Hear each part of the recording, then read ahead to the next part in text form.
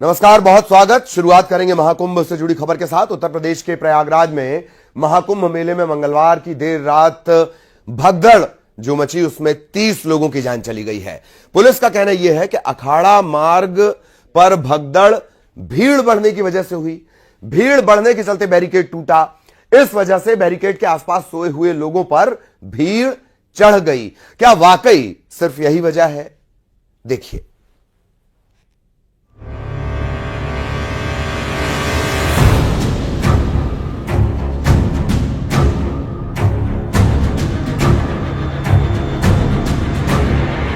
महाकुंभ में हुई भगदड़ में 30 श्रद्धालुओं की मौत और 60 लोग घायल हुए हैं। इन आंकड़ों की पुष्टि खुद मेला प्रशासन की तरफ से की गई है।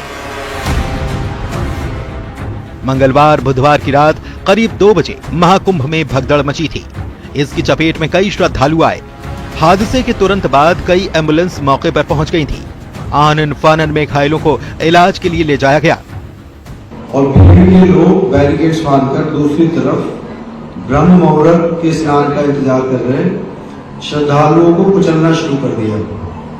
यद्यपि प्रशासन ने तत्काल राहत और बचाव कार्य करते हुए भीड़ कॉरिडोर बनाया और एम्बुलेंस के माध्यम से लगभग 90 घायलों को अस्पताल तक पहुंचाया, परंतु इसमें से दुर्भाग्यपूर्ण तरीके से 30 श्रद्धालुओं की दुखद मृत्यु हो गई है। हादसे के 16 घंटे के बाद मेला प्रशासन की तरफ से प्रेस कॉन्फ्रेंस कर हादसे का अपडेट दिया गया।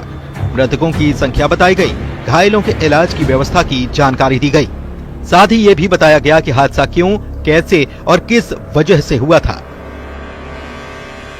कुछ बैरिकेड्स टूट गए और बैरिकेड्स टूटने की वजह से जो श्रद्धालु नीचे कई बार जमीन पे सो जाते हैं या वेट करते हैं ब्रह्म मुहूर्त का, वो उनके ऊपर दूसरे श्रद्धालु अफरा तफरी में चढ़ गए, जिससे वो जो नीचे जो सोए हुए श्रद्धालु थे वो नीचे आ गए, वो कुचले गए।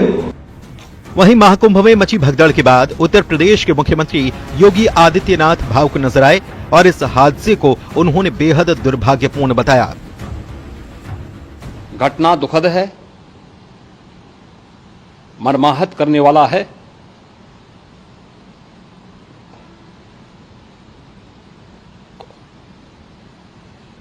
उन सभी परिजनों के प्रति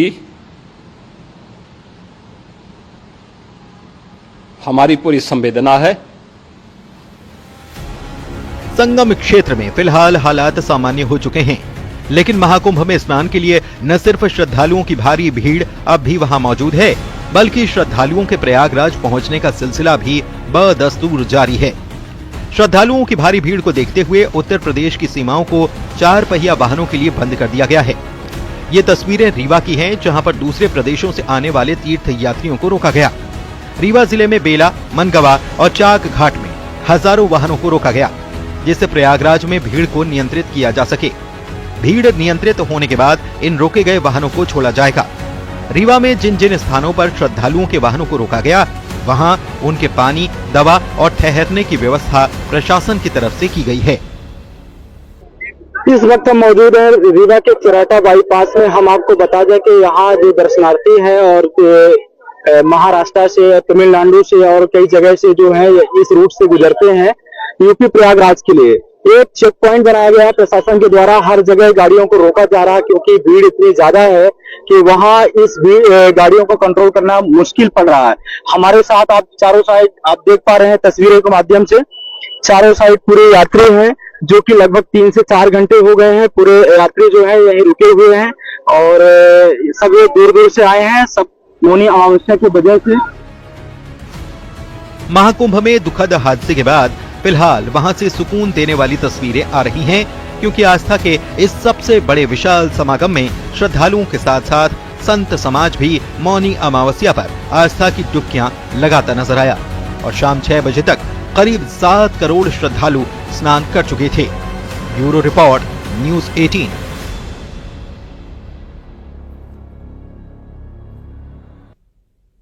और अब आपको बताते हैं कि महाकुंभ में हादसे को लेकर क्या थ्योरी सामने आई है, आखिर महाकुंभ में कैसे भगदड़ मच गई और देखते ही देखते 30 लोगों की जान चली गई। क्या है इसके पीछे की थ्योरी, आइए बताते हैं।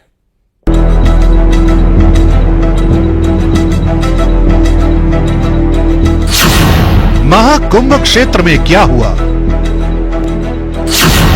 कैसे आस्था के समागम में हादसा हुआ, क्या है घटना की पूरी थ्योरी।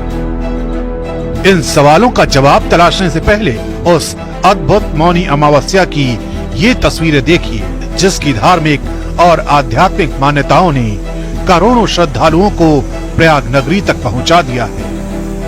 इन अद्भुत तस्वीरों से कुछ देर पहले महाकुंभ क्षेत्र में प्रशासन ने उस चुनौती का सामना किया, जिसकी वजह से न सिर्फ कुछ लोग घायल हो गए, बल्कि कुछ लोगों की मौत भी हो गई। यही वजह रही कि देश के प्रधानमंत्री नरेंद्र मोदी न सिर्फ पल पल महाकुंभ का अपडेट ले रहे हैं, बल्कि उन्होंने पीड़ितों के प्रति अपनी संवेदनाएं भी जताई।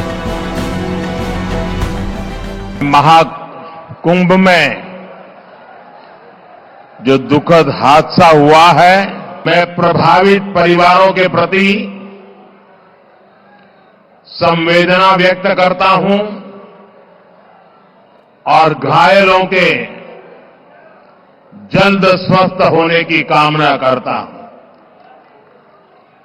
मैं यूपी सरकार के साथ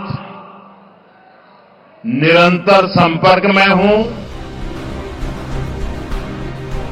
लेकिन हादसे के पीछे की थ्योरी क्या है? कैसे अचानक महाकुंभ में भगदड़ जैसे हालात बन गए? इसके पीछे अलग अलग वजहें बताई जा रही हैं। 1 से 2 बजे के बीच भगदड़ की खबर आई। भगदड़ के पीछे अफवाहों का जिक्र किया गया। मौनी अमावस्या पर बेहिसाब भीड़ थी। ये भीड़ संगम नोस पर जाना चाहती थी। भीड़ के वन साइड मूवमेंट से प्रेशर बना। इसी प्रेशर के बीच भीड़ ने बैरिकेडिंग पार करने की कोशिश की। नतीजा ये हुआ कि बैरिकेडिंग टूट गई।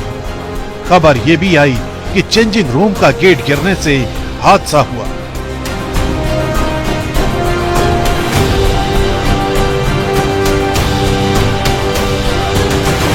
आसपास के जिलों से, दूर के जिलों से भीड़ आई है। हम लोग पूरे रात शाम से ही सारे हमारे अधिकारी भीड़ नियंत्रण में लगे हुए हैं। काफी भरे हुए घाट, विभिन्न घाट चल रहे हैं और लोग सकुशल स्नान कर रहे हैं। एक तरफ प्रशासन इस चुनौती से निपट रहा था, तो दूसरी तरफ ट्रेनों के परिचालन को लेकर सोशल मीडिया पर भी अफवाहों का दौर चलने लगा। हालांकि सच क्या है, ये नॉर्दर्न रेलवे के सीपीआरओ हिमांशु शेखर उपाध्याय ने साफ किया। कैंसिलेशन की बात छोड़िए, हमें तो आज ज्यादा ट्रेन चलाना है, तो ये बात कहना कि ट्रेन कैंसिल कर दी गई है, ये पूरी तरह अफवाह है, कोरी अफवाह है। और जो भी इस तरह की अफवाह फैला रहा है, मैं आम लोगों से अपील करूंगा कि इसमें जरा भी ध्यान न दें। फिलहाल प्रशासन मुस्तैदी से मेला क्षेत्र की निगरानी कर रहा है और लगातार लोगों से अफवाहों पर ध्यान न देने की अपील की जा रही है।